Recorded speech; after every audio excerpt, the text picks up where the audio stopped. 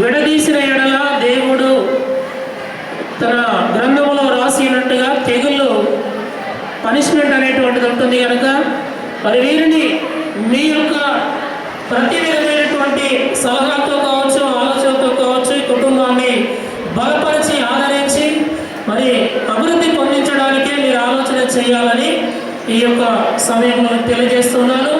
చివరి ప్రార్థన ఆశీర్వాదము తీసుకుందాం. జోసఫ్ గారు చివరి ప్రార్థన చేస్తారు.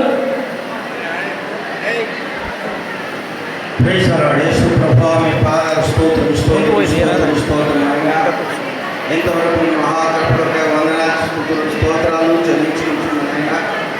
పరిశుద్ధ మహోన్నత గంధానికి వందనాలు చెల్లించుకుంటున్నా. ఈ వివాహం ప్రభా అన్ని విషయంలో ఘనమైన గనక మీరు ఘనముగా వివాహం జరిగించినందుక స్తోత్రములు చేసుకుంటున్నా.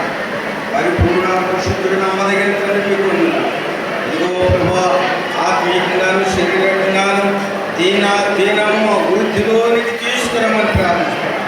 ఆత్మీయ దీవెనను మీరు అనుగ్రహించండి, శరీర దీవెనను మీరు అనుగ్రహించండి.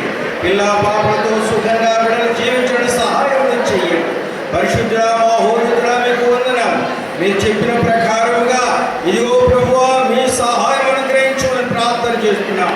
ఇదిగో మీరు దీవించబడి ఆశీర్వాదించబడి ఇదిగో విస్తరించి అభివృద్ధి చెందుదురుగా కానీ ప్రభా మీరు పలికి ఉన్నారు.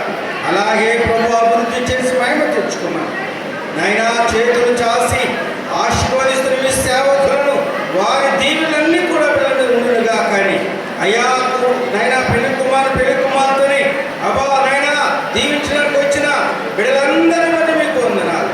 అందరి దీవులు ముఖ్యంగా దేవుని దీవెన ఈ బిడ్డలకి నిత్యం ఉండుగా కానీ ప్రార్థిస్తూ అడిగి పొంది ఉన్నాం తండ్రి. ఆమె